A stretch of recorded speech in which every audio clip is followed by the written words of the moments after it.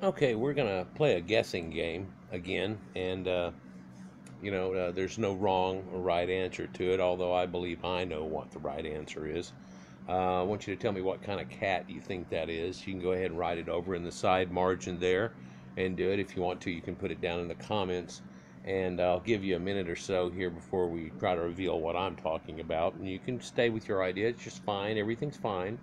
We're going to do this kind of like a game, I guess, like Where Are We in History I did not too long ago, where I showed a cache in the Americas that seems to come from the ancient Middle East and spanning probably 3 eras worth of time, at least two.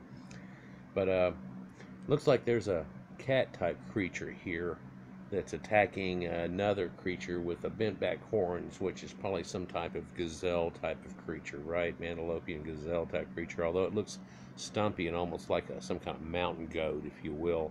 I think that's just showing the stature and prowess of the cat that's there, because it's trying to attack a youngster. Now, this is petroglyphs have been found up in Egypt.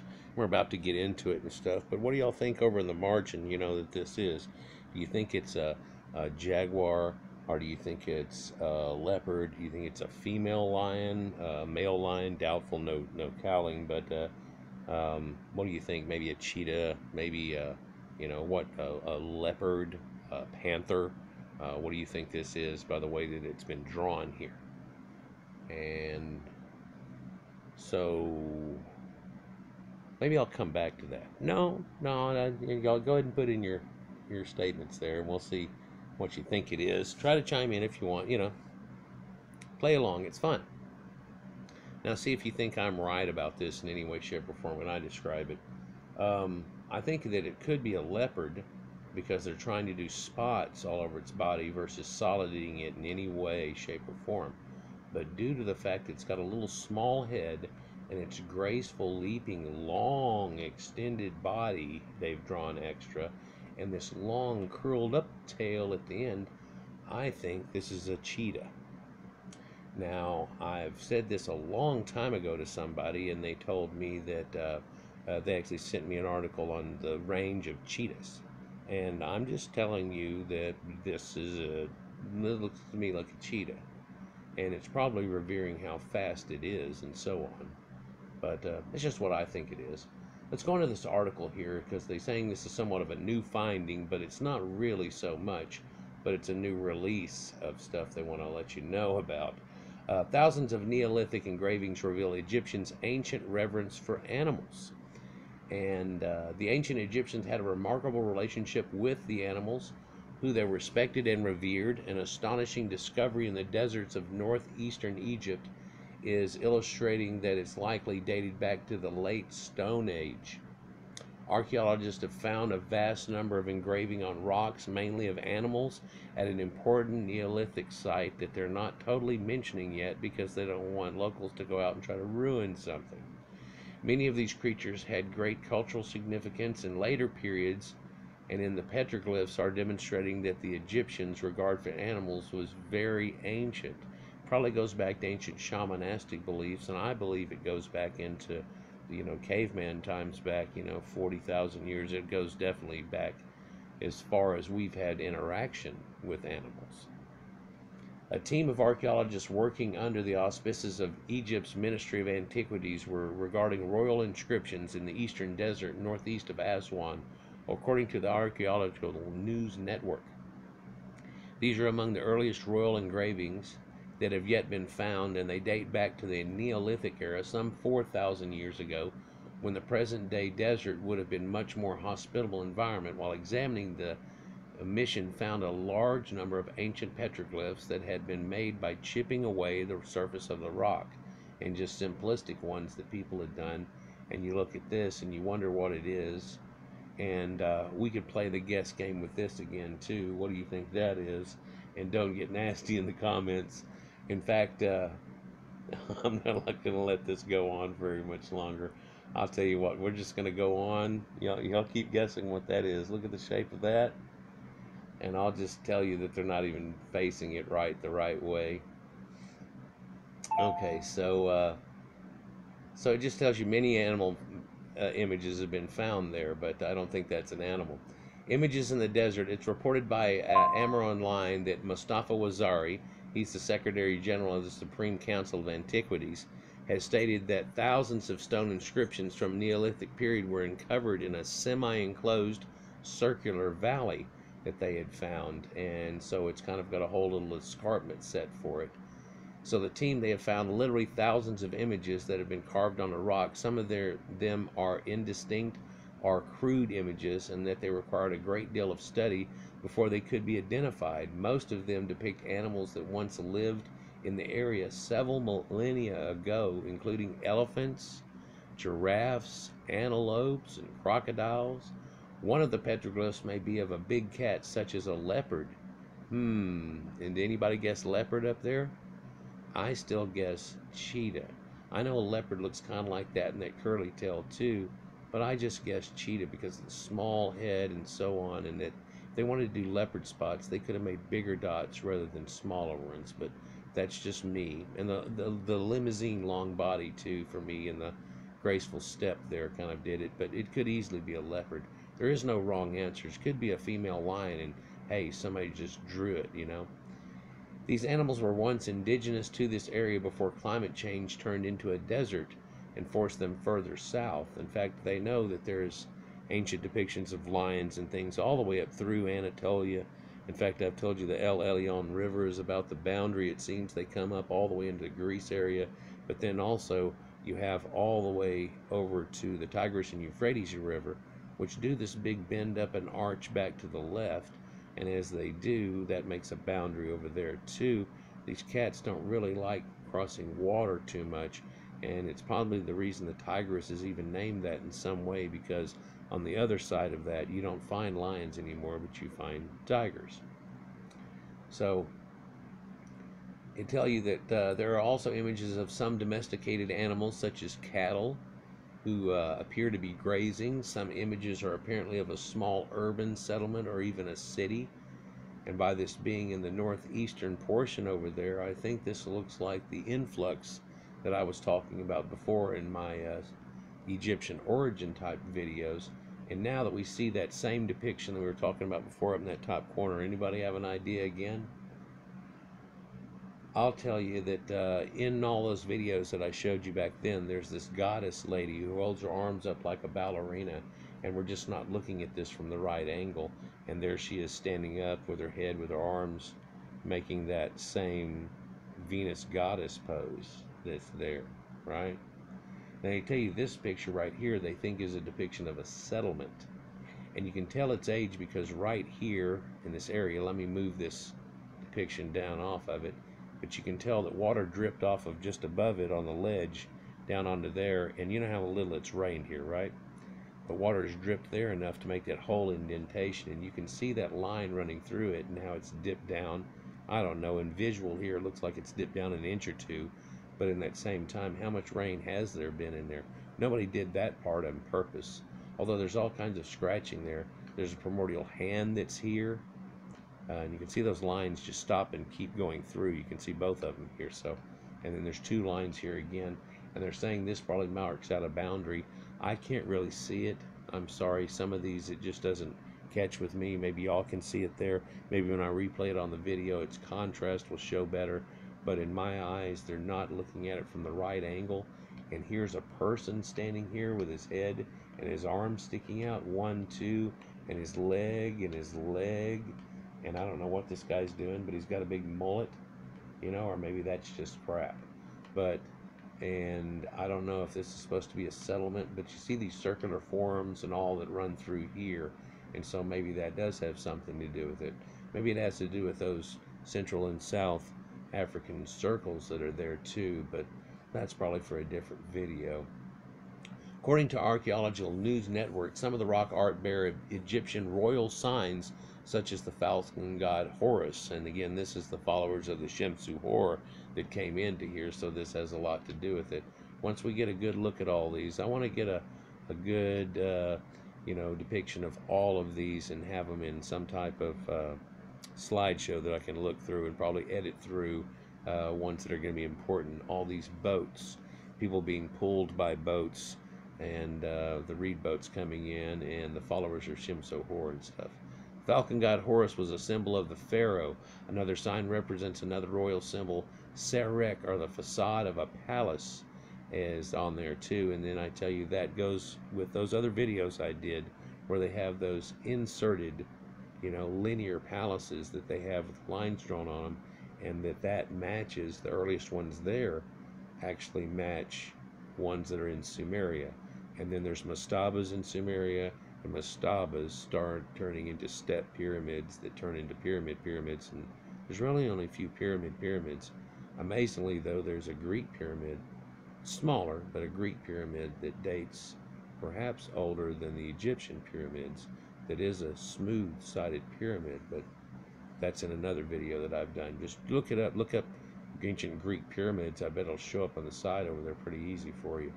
Anyhow, the number of inscriptions apparently stretches over a great period of time, indicating the long-standing Egyptian presence in the area and going back and forth. And this probably has something to do with the trail and that leads you from there to the Red Sea, and then of course the connections there, and maybe the place where fishing people live and stuff. They said northeast, right? So that'd be over in between the Nile and the Red Sea, lost off into those side areas that's over there that I was talking about those other videos. The special status of animals in Egypt. The rock art depicting animals near royal inscription indicates the respect that the ancient Egyptians had for the beasts. They did not see them as inferior creatures who could be exploited at will. For the subjects of the pharaohs, they had symbolic and spiritual power, according to Argita. Even the absolute ruler of Egypt used animal symbols to legitimize his rule and demonstrate his power. And this actually correlates, but not exactly. It's lost the symbology of it with the master of beasts and the guy holding the two lions that you see in the Gebel Erech knives, and you actually do see in the earliest pharaohs, and it disappears real quick as they get their own identity, which is different. But they pull off a lot more animal motifs. But again, if you look at the ancient Sumerians, one of the super ones that's there is this falcon god turned sideways with his pine cone helping out the tree of life. There's very few other depictions of anybody other than the Sumerians themselves and the gods, and then that bird god that's there too, and that shows you where that connection comes from. As a result, they were typically treated with great deference and even reverence. Animals were manifestations and avatars of the gods of the Egyptian pantheon. It was therefore illegal to kill, for example, a cat who represented the goddess Bastet. I did a little part of a video a year and a half ago about that. The high status of many animals in ancient Egypt can be seen by the fact that they were mummified, and they've done all these. They found all these mummified cats. This right here is a cache of one burial, and inside there, this person was the cat burial of the cat lady. She ends up having like 5 cats, 3 birds, and a couple of mice that are there. What is it? Mummified cats, birds, and mice found in the tomb. Yeah. The significance of crocodiles in ancient Egypt. Many of the images that were found in the desert valley near Aswan were of crocodiles. These creatures had immense symbolic significance, and according to many documentary sources, they were sacrosanct, and some mummified crocs have been unearthed in Nag Hammadi in Upper Egypt. I just showed in one of my videos a suit of armor that's made out of them, but it's not really a suit of armor. It's a symbolic armor whenever you do certain rituals and stuff that was found. And crocodile was representative of both the benign god Osiris of rebirth and also the demons of the underworld beckoning for a rebirth type situation. And you can see a multiple god that'll eat your heart if you don't weigh it versus the things and so on. And that also attaches to that same Book of the Dead concept. Rock art depicting crocodiles would indicate that the symbolic and even religious importance of the world's biggest reptile was very ancient, and I believe I've shown you a lot of it, but let me cover it again a little bit here. All religions seem to have this killing of a sea god or a sea creature or a serpent, whether you call it Leviathan out of the Bible or you call it Yam of the Canaanite type people that are there, and of course Yam is the word for sea in the Bible itself. So there's ancient zodiacal stories too, and the thing that's missing out of the zodiac is this ancient serpent. But I'm telling you that there was an idea where you can see I'm pointing at it right there. Sobek, the crocodile god who sweated the Nile while creating the world. And they had an ancient belief that I guess I should do a separate video on, because I don't want to go too deep into it here, but they had a separate belief that goes with him too, and it almost harkens to an idea of dinosaurs. It's amazing where they have this reverence towards reptiles and snakes, which they see as being some type of superform that over evolution God had made. And that, of course, the Sumerians had the snakes where they can shed their skin and regrow, and you see the symbology of the two snakes coming together, and snakes have an immortal type situation, and these lizards, these dragons, these Komodo dragons, these iguanas, these monitor lizards, these crocodiles, which is the biggest one they really saw at the time, or their biggest reptile, and that he was very ancient. And amazingly, they're totally right on that. He goes back to dinosaur times, whenever reptiles ruled the world, right? Jurassic Park, right? So you get that concept out of it, and amazingly, they had, whether, they pulled upon it some type of physiological symbology BS, as some people would probably say, or that they actually had some recollection that had been passed since forever of an idea, and maybe finding dinosaur bones a little bit and things, and realizing, man, this looked like it was a dead dinosaur, a dead crocodile, but a giant one that died a long time ago. Maybe this is Yam.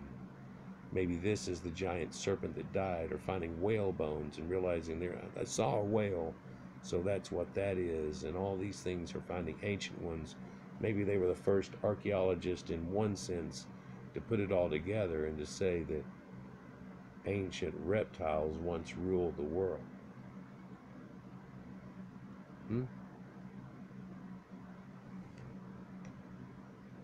The discovery of so many animal petroglyphs and their location near royal tombs would indicate that even in the Neolithic, that the Egyptians had a particular relationship with animals.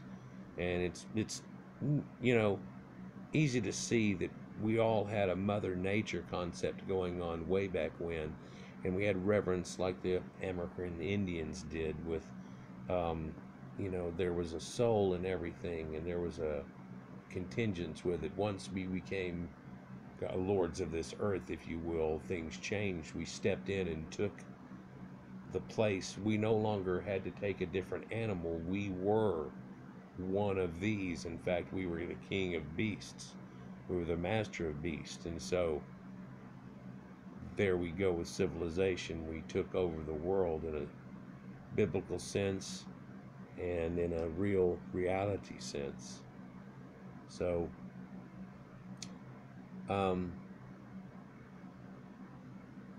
this find may show that the later reverence of the subjects of the pharaohs for animals was possibly based on ideas that first emerged in the late Stone Age, even early Stone Age, and at the dawn of the Egyptian civilization, or even way before they even showed up there, as I'll try to show you in a couple other videos, and how they have symbology like this that goes zodiacal all the way back to Göbekli Tepe and even past, and how they have Leo as a lion. And even though those dots could be a dog or all kinds of creatures, it's not. And this is a bear, and that's a lion, and this is this, and you can see it with so many people, even in cultures that don't have bears anymore.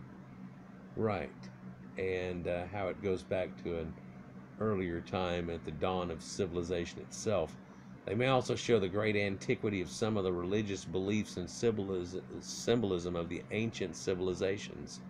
And I believe that's exactly what I've been trying to do with most of my work. I know I do some of these debunking videos and so on here lately, but it's just because I'm infiltrated with it, and I find it just so odd that people would cling so hard to something that's been so debunked so many times. I think it's causing them their own harm by their own hand, and it really isn't too cool. Anyhow, enough about that on this type of thing. But yeah, ancient burials, cats were reverent. I've got a few cats here and a dog. Cats and dogs living together. mass hysteria. But these ancient Egyptians had a lot of inscriptions over here, and I know y'all are probably getting tired of me showing you cave art, but I only have about 34 more to do in Egypt. And then we have about 15 to do in North Africa and some in Sub-Saharan too. And then we also have other Anatolian and Neolithic rock art and things, and then back to caveman art that we're going to look at. So there's only a few hundred of these I've got lined up over the next few years. So like, share, and subscribe so you get to see all of them. Just kidding. I'll try to shift them at you in little waves so it actually means something whenever I do it, like I have recently. Anyhow, guys. Oh, yeah. I still think that's a cheetah. Peace.